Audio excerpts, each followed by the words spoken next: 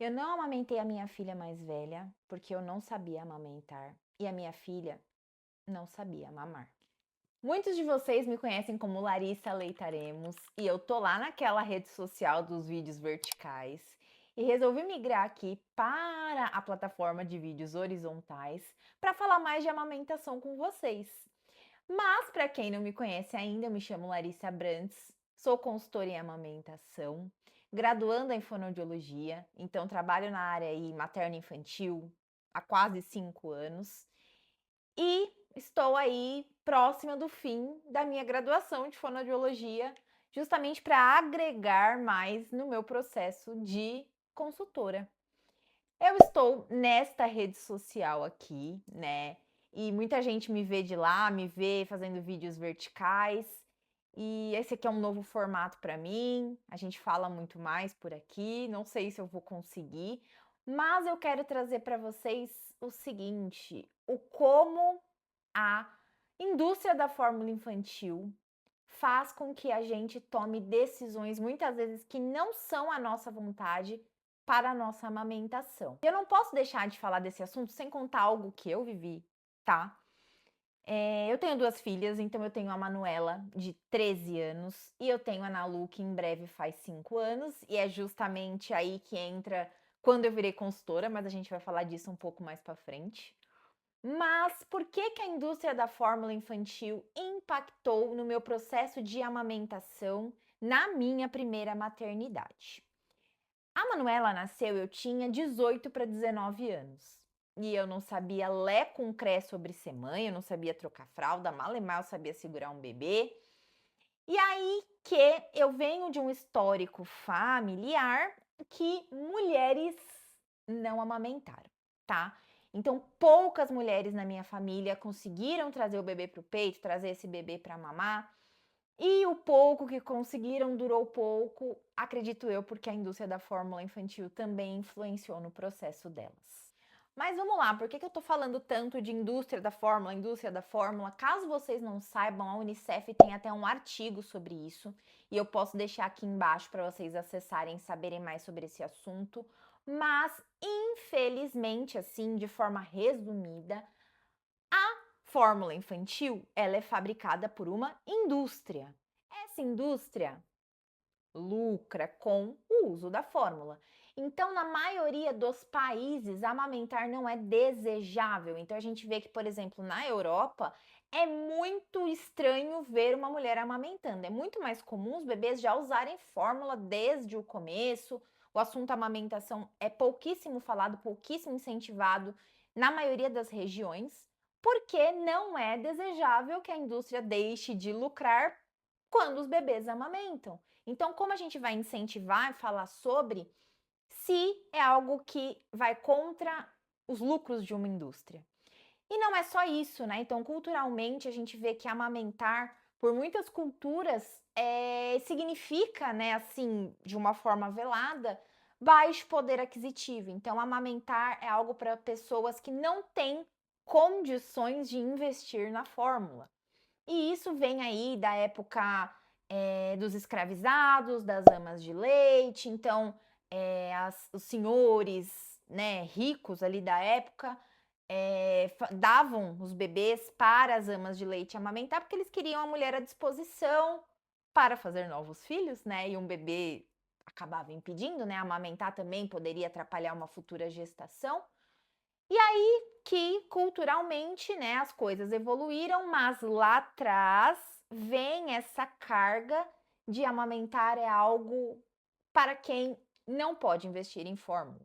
Então, em muitos lugares não se fala de amamentação porque a indústria lucra, porque amamentar não é socioeconomicamente uma posição ali de status. E a gente vê que muitas mães perdem a oportunidade de amamentar porque não tem respaldo. E esse foi o meu caso, e acredito que tenha sido o caso das mulheres da minha família. Mas vamos lá. Tive então, né, voltando aí na linha do tempo, a minha primeira filha, com 18 para 19 anos. Venho de uma cultura familiar onde mulheres sempre acreditaram que não eram capazes de produzir leite, e eu, sem embasamento nenhum, sem ter tido o assunto amamentação tocado durante o meu pré-natal em nenhum momento, então tá aí mais uma falha, né? A gente faz um pré-natal para saber como tá a nossa condição de saúde. E sim, se a gente tem uma condição de baixa produção fisiológica real, então assim, olha, Larissa, por exemplo, você não vai poder produzir leite ou vai produzir pouco, ou a gente tem que ter atenção nisso porque você tem essa questão patológica. Porque fisiologicamente falando, somente de 5 a 10% das mulheres têm alguma questão real para baixa produção. Muitas vezes o que acontece é, essa mãe não sabe amamentar, esse bebê não sabe mamar, o leite acaba não sendo produzido como deveria porque não tem estímulo adequado e essa mãe ali acaba não amamentando. Então, é uma taxa mínima de mulheres não conseguem amamentar por alguma questão real e fisiológica. E não era o meu caso, eu não tenho nada, eu sou saudável, nunca fiz cirurgia mamária, não tenho hipoplasia mamária, que seria uma causa de baixa produção, não tive diabetes gestacional, porém eu tinha essa cultura, nunca me foi ensinada a amamentar e não amamentei. Então, a minha filha nasceu num hospital aqui de São Paulo, eu não vou falar o nome, né? Mas a assistência de pós-parto desse hospital deixa a desejar, principalmente, não sei hoje, né? Porque isso tem 13 anos, mas deixa a desejar. Então, a minha filha nasceu, cesariana agendada, e já foi para o berçário. Então, eu tive ali um momentinho com ela no pós-parto, mas não tive a golden hour, não pude ficar com a minha filha. Ela ficou 6 horas no berçário. Muita coisa aconteceu. E aí, eu achava que se a bebê nascesse e eu fosse amamentar, ter leite, ali já aconteceria o leite e o peito ficaria cheio. Mas, ledo engano. Não é assim que funciona e hoje eu sei disso. E aí ela veio, depois eu pude tê-la ali comigo no quarto, não sabia fazer nada. Toda hora eles buscavam a bebê, já estavam dando fórmula e eu nem sabia. Tentei amamentar por conta própria, não tive dor, não tive nada, mas eu não sabia o que eu estava fazendo. Ninguém chegou para mim e falou: "Olha, querida, põe o bebê assim, a gente sabe que o bebê tá mamando quando ele faz isso, a gente vê que o bebê tá evoluindo, aí tá bem hidratado porque ele tá urinando". Eu nem troquei fralda na maternidade, eu nem sabia como trocar uma fralda e ninguém nunca veio ali me ensinar. Imagina amamentar. E ali mesmo eu já sabia que eu não ia amamentar. Aí eu tive a apojadura, né, umas 24 horas pós-parto, eu tive minha apojadura, fiquei com as mamas bem cheias, tal, mas aí foram passando os dias, eu introduzi a fórmula, eu introduzi a mamadeira assim que eu cheguei em casa, eu comecei a dar chupeta, e assim meu leite foi secando, obviamente. E aí eu achei que eu era mais uma da minha família que não tinha leite, mas não era isso. E aí que em 2021, então a minha primeira filha nasceu em 2013, em 2021 engravidei de novo, já mais velha, um pouco mais experiente. Eu sempre gostei muito da parte materna infantil. E assim que eu engravidei, eu falei: eu vou amamentar, eu vou entender o que acontece. E eu consumia muito conteúdo já de algumas consultoras de amamentação da época. Eu via muita coisa na internet, mas eu sempre chegava num ponto que eu falava: beleza, isso aqui é legal de se saber, mas eu acho que é muito vago. Eu quero saber amamentar. Então, o que que eu fiz? Falei, vou me tornar consultora de amamentação para amamentar a minha filha. E assim eu fiz, tá? Então, eu amamentei até os 6 meses exclusivamente, de forma continuada até os 2 anos, e nunca foi baixa a produção de leite, nunca foi porque meu corpo não era capaz de nutrir um bebê, era falta de respaldo e falta de informação. Conforme a minha bebê foi crescendo, eu fui amamentando, ela fez frenectomia, eu vou trazer isso em outro vídeo, alteração de freio, coisa que eu tenho, e pode ser que eu não tenha sido amamentada também por esse fator, né? Mas eu percebi que as mães precisavam de ajuda, né? O que eu aprendi no meu curso me ajudou tanto a amamentar que eu senti a necessidade de ajudar outras mães. E foi assim que eu me tornei consultora de amamentação.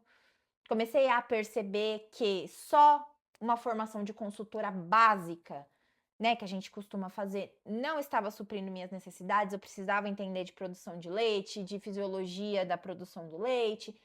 eu precisava me aprofundar sobre questões orofaciais que impactam, porque minha filha teve uma alteração de freio e teve que fazer reabilitação fonoaudiológica. E aí eu falei, não, eu preciso ser uma profissional completa, porque eu quero ajudar essas mães e esses bebês, essas duplas, de A a Z.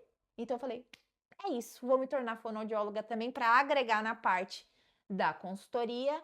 E então hoje estou aí há quase 5 anos, porque comecei a minha formação ainda grávida.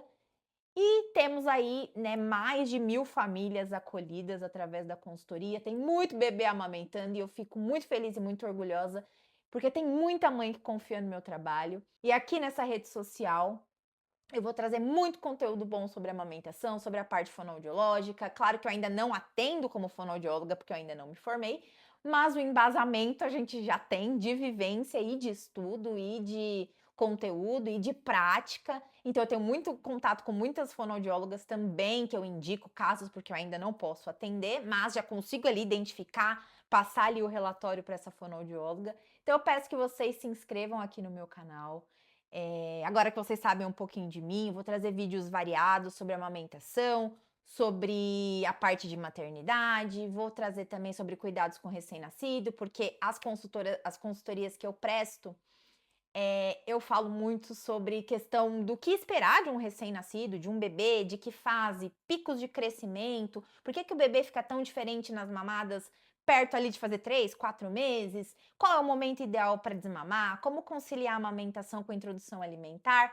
E é claro que se você está precisando de algo focado para você, Lari, eu já vi muito conteúdo na internet, eu vou acompanhar o seu conteúdo, mas eu tô com uma dificuldade que eu não encontro resposta na internet, em cursos gravados. Eu tô aqui, me chama que eu vou te ajudar e vai ser um prazer. Tá certo? Espero que todas vocês gostem bastante do que vocês vão ver aqui. Tudo tem muito embasamento e respaldo científico, nada de achismos, nada de opinião, tudo com respaldo para trazer o melhor para vocês. Um beijo e até o próximo vídeo. Tchau!